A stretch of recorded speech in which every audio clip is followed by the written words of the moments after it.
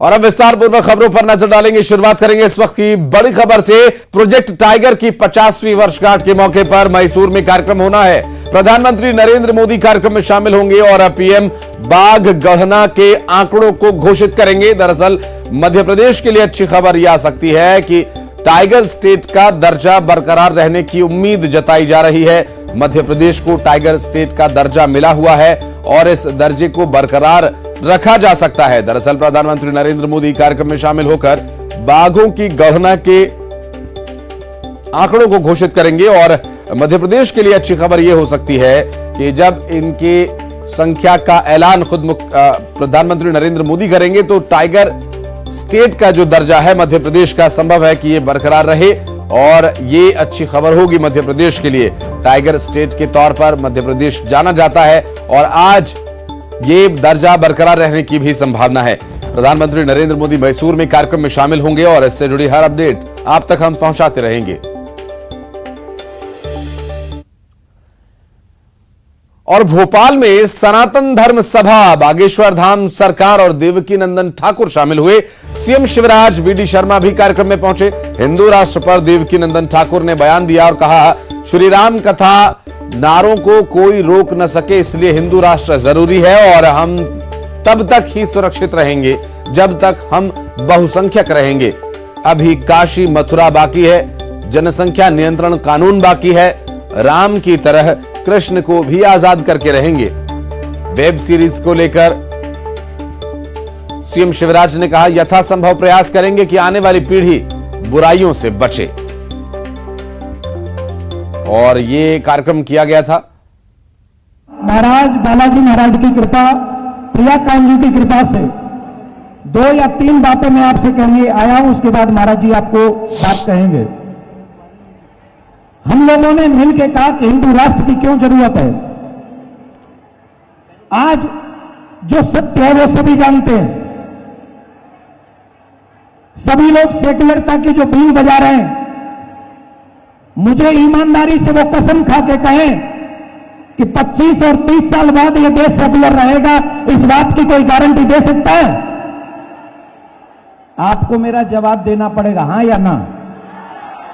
इस बात की कोई गारंटी दे सकता है कि 25-30 साल बाद हमारा देश सेकुलर रहेगा?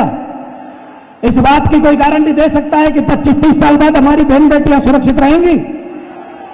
इस बात की कोई गारंटी दे सकता है कि हमारा ये जो कथा पंडाल आज यहां लगा हुआ भोपाल में, 25 साल बाद हम ऐसे ही कथा पंडाल लगाते रहेंगे और आपको कथा सुनाते रहेंगे? इस बात की कोई गारंटी दे सकता है? हम लोग ये कथा, मंदिर में पूजा, शोभा यात्रा, प्रवचन हम तभी तक दे सकते जब तक हम बहुसंख्या में है।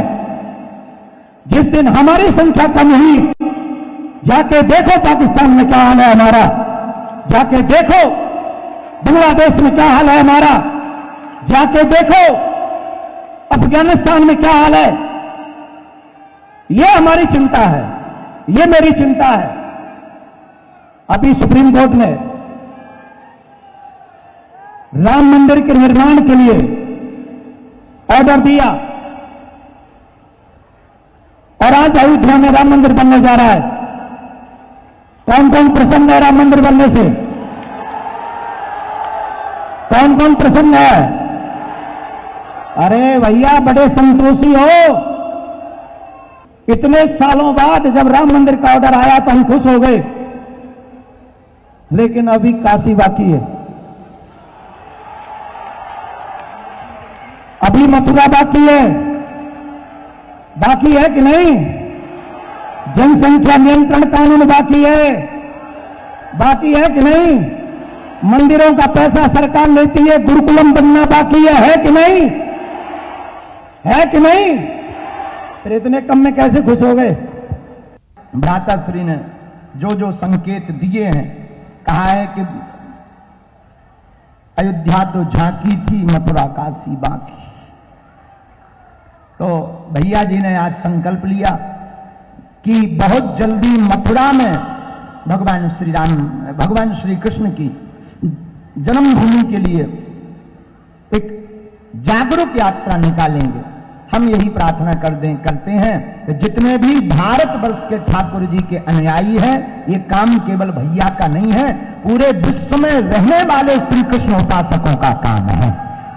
मैं महाराज जी को प्रणाम करता हूं। अमृत की वर्षा यहाँ हुई और आज इसलिए धुआंधार पानी भी ऊपर से बरस गया।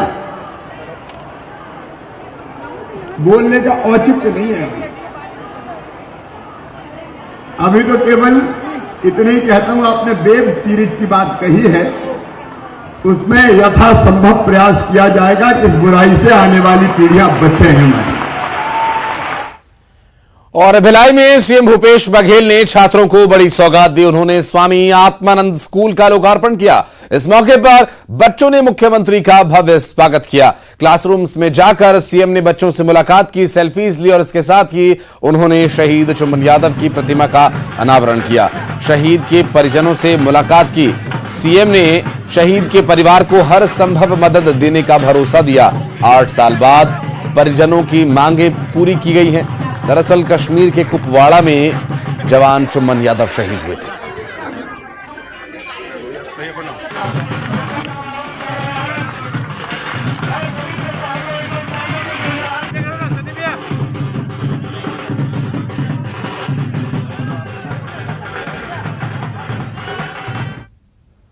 और छत्तीसगढ़ में लगातार कोरोना के बढ़ते मामले चिंता का विषय बने हुए हैं। प्रदेश में कोरोना तेजी से पैर पसार रहा है। छत्तीसगढ़ में आज 81 कोरोना पॉजिटिव केसेस आए हैं और आज 2153 सैंपल्स की जांच हुई।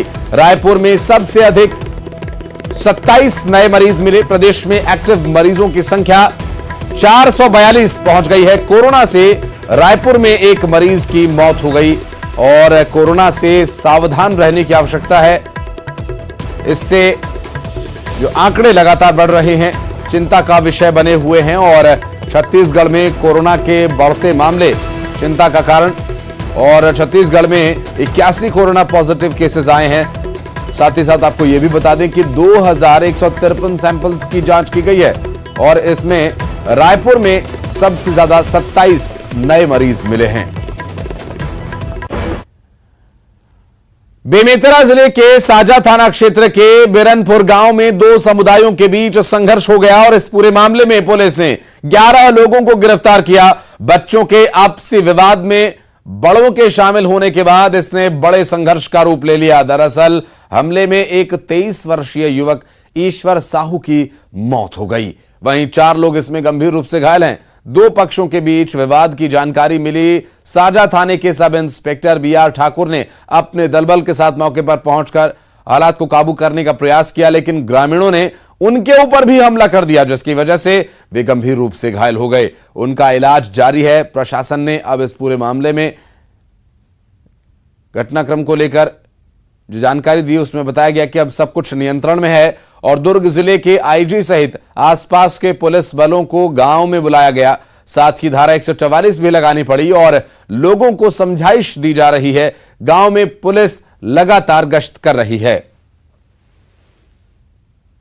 अभी घटना लगभग कंट्रोल पर है जी। और ये घटना सुबह बच्चों के आपस में विवाद और साइकिल में गिरने के से शुरुआत हुई थी और उसको लेकर गांव में 2 पक्ष में विवाद हुआ था और चौराहे पे ये हल बैठे थे कि इसको हल किया जाए और क्यों विवाद हुआ, क्या हुआ करके बच्चों से शुरुआत हुई और बड़े तक पहुंची और उसमें वाद विवाद हुआ और इसमें से एक पक्ष का एक की चोट लगी और उसमें गंभीर चोट होने के कारण उसकी मृत्यु भी हो गई है।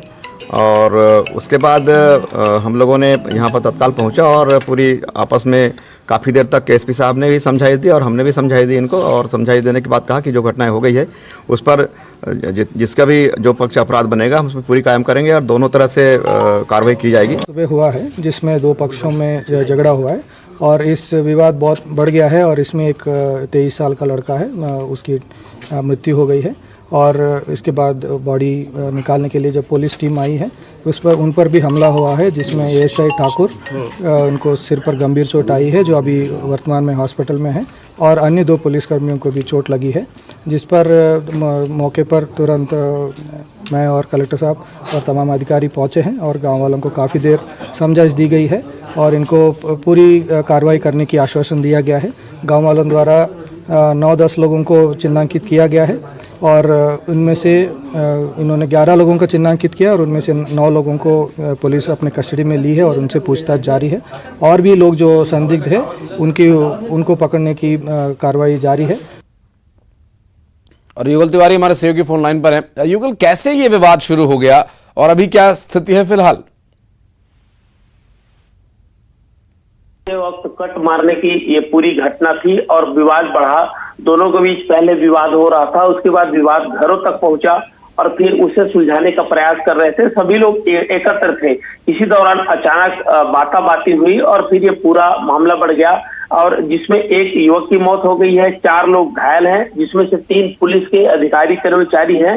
और फिलहाल जो कलेक्टर है उनका कहना है कि जो पदम सिंह जो एल्मा है उनका कहना है और एसपी आई कल्याण एलेसेला उनका कहना है कि पूरी तरह से स्थिति नियंत्रण में है और फिलहाल पुलिस ने इस पूरे मामले में 11 आरोपी की अब तक गिरफ्तारी कर ली है और भी जांच इसमें की जा रही है कि आखिर इसकी वजह क्या रही है। और पहले भी जैसे एसपी ने कहा है कि दोनों तरफ से अगर जो शिकायतें मिली है, जो पूरे मामले की विवेचना करके गिरफ्तारियां हैं वो की जाएगी। फिलहाल जो संघर्ष हुआ था उसके बाद जो आरोपियों की गिरफ्तारी है उसको गिरफ्तार करने का सिलसिला लगातार जारी है। और एक मामूली बात था, मामूली बात इतना विवाद बढ़ गया कि एक की मौत हो गई, तो इससे अंदाजा लगाया जा सकता है कि ये संघर्ष काफी बड़ा हो गया था और आसपास के जो जिलों के पुलिस बल भी वहां पर तैनात किए गए थे। दुर्ग रेंज के आईजी ने भी वहां पर जाकर के पूरी स्थिति का जायजा लिया है, उसके बाद दिशा निर्देश दिए हैं। फिलहाल जो प्रशासन और पुलिस का कहना है कि पूरी तरह से स्थिति नियंत्रण में है और धारा 140 लगाई गई है। जी, बहुत शुक्रिया आपका इस जानकारी के लिए युगल। और सुकमा से बड़ी खबर आ रही है, नक्सलियों की कायराना करतूत का मामला। दरअसल नक्सलियों ने लोगों की पिटाई की है। आपको बता दें कि पालम अगड़ू में, जहां पालम अड़गू में 3 लोगों की पिटाई का मामला। पालम अड़गू में पिटाई से एक शख्स की मौत हो गई और दोरनापाल से तीनों लोग कमाने के लिए गए हुए थे। 2 लोगों का दोरनापाल अस्पताल में इलाज चल रहा है। नक्सलियों ने हाथ आजमाए मासूम मजलूम लोगों पर और नक्सलियों के ये पूरी जो कायराना हरकत है सुकमा से सामने आई, जहां पर इस कायराना करतूत में एक शख्स की जान चली गई और 2 लोगों को हॉस्पिटल में एडमिट करवाया गया है इलाज के लिए। पालम अड़गू में ये नक्सलियों ने कायराना कृत्य को अंजाम दिया और इस पूरी वारदात में एक शख्स की जान चली गई, जबकि 2 लोग इसमें गंभीर रूप से घायल हैं और हॉस्पिटल में उन्हें एडमिट करवाया गया है। सत्यनारायण हमारे सहयोगी इस वक्त हमारे साथ मौजूद हैं। सत्यनारायण, एक बार फिर नक्सलियों की कायराना करतूत का मामला, क्या अपडेट्स हैं अपने पास? जी, आपको बता दूं कि कल जो है दोरनापाल जिले के दोरनापाल जो है इलाका है, वहां से करीब 20 किलोमीटर दूर एक पालम अड़गू गांव है। वहां पर जो है कल 3 एक छोटे व्यापारी हैं जो हर रोज मोटरसाइकिल पर किराना सामान बेचने जाते हैं। वो कल जो है हर रोज की तरह जो है कल सुबह किराना सामान बेचने के लिए पालम अड़गू गाँव गए थे, जहाँ पर दिन में जो है उन्होंने काफी देर तक सामान बेचा और करीब 4 बजे अचानक गाँव में माओवादी आ गए और माओवादियों ने आते ही 3 युवकों की जो है पिटाई करनी शुरू कर दी और इतनी ज्यादा पिटाई की कि तीनों जो है वहां पर नीचे गिर गए और साथ ही साथ जो है माओवादियों ने उनकी जो मोटरसाइकिल है वो लेकर जो है गांव से चले गए। और उसके बाद जो है युवकों ने अपने परिजनों से संपर्क साधा और परिजन जब लेने गए गांव, तो वहां से जो तीनों को जब लेके दोरनापाल आ रहे थे, उस दौरान जो है एक युवक जो है जिसका नाम प्रदीप है, उसकी मौत जो है रास्ते में हो गई, क्योंकि इतनी जबरदस्त जो है माओवादियों ने पिटाई की है। पूरे जो है पीठ और पूरे सिर पर जो है चोट के निशान थे और वहीं पर जो है 2 और जो है साथ में थे, एक गोपो था, एक प्रधान था। उनका इलाज जो है दोरनापाल अस्पताल में चल रहा है और कल रात से जो है इलाज दोरनापाल में चल रहा है। आज जो है मृतक का जो है पीएम किया जाएगा, उसके बाद जो है परिजनों को सौंपा जाएगा और पुलिस जो है मौके पर पहुंच चुकी है। कल वो जो है पूछताछ कर रही है। हालांकि नक्सलियों की पिटाई के बाद में दोनों लोग इतने दहशत में है कि कुछ भी जानकारी नहीं दे पा रहे हैं। आज जैसे ही जानकारी मिलेगी तो और जो है विस्तृत जानकारी मिल पाएगी कि नक्सलियों ने क्यों मारा और क्या बातें हुई वहाँ पे। जी, बहुत शुक्रिया आपका इस पूरे मामले पर जानकारी के लिए युगल। और ये पूरा घटनाक्रम देखने के बाद साफ जाहिर है कि क्या स्थिति है और कायराना कृत्य यहां पर नक्सलियों ने अंजाम दिया।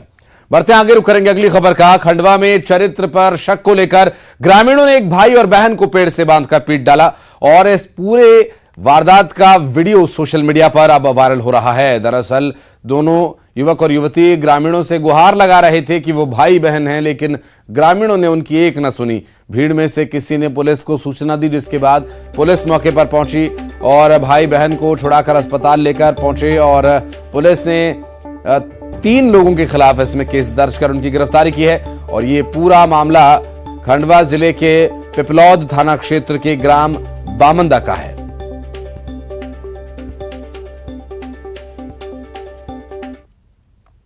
और रायपुर से बड़ी खबर, रायपुर से गुजरने वाली 6 ट्रेन आज रद्द होंगी। दरअसल 12,102 शालीमार कुर्ला एक्सप्रेस रद्द है और 12,810 हावड़ा CSMT एक्सप्रेस रद्द है। 13,287 दुर्ग राजेंद्र नगर साउथ बिहार एक्सप्रेस रद्द है। 13,288 राजेंद्र नगर दुर्ग साउथ बिहार एक्सप्रेस रद्द है। 17,006 रक्सौल सिकंदराबाद एक्सप्रेस रद्द है। 22,905 ओखा शालीमार एक्सप्रेस रद्द रहेगी। खड़गपुर में रेल रोको आंदोलन के चलते इन गाड़ियों को रद्द करना पड़ा है। ये जो गाड़ियां हैं जिनकी जानकारी हम आप तक पहुंचा रहे हैं, दरअसल ये करीब 6 ट्रेन हैं जो कि रद्द की गई हैं। रेल रोको आंदोलन के चलते इन ट्रेन का संचालन बंद किया गया है और आगे कितने समय के लिए यह संचालन बंद रह सकता है, क्योंकि रेल रोको आंदोलन हालांकि आज के लिए इसकी अभी तक जो जानकारी मिली है इसमें रायपुर से चलने वाली 6 ट्रेन आज रद्द की गई हैं। आगे क्या स्थिति होगी, इस पर ताजा अपडेट्स लगातार आप तक पहुंचाते रहेंगे। और MP सरकार में चिकित्सा शिक्षा मंत्री विश्वास सारंग जब रीवा से प्रयागराज जा रहे थे तब उनकी नजर एक ठेले पर पड़ी। ठेले में ताजा खीरे ककड़ी देखकर मंत्री महोदय खुद को रोक नहीं पाए और बस फिर क्या था, कार्यकर्ताओं के साथ मंत्री विश्वास सारंग खीरा और ककड़ी के ठेले पर आ पहुंचे और खीरा और ककड़ी का आनंद उन्होंने लिया। वहीं मंत्री जी विश्वास सारंग के स्वागत के लिए लोगों की वहां पर भारी भीड़ जुट गई। कार्यकर्ताओं से मिलने के बाद विश्वास सारंग उत्तर प्रदेश के प्रयागराज रवाना हुए।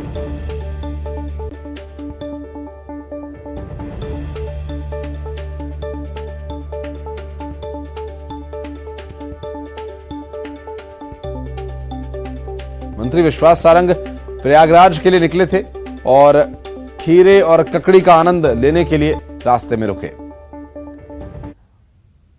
और एक बहुत छोटे से ब्रेक के लिए रुक रहे हैं, जल्द लौटते हैं।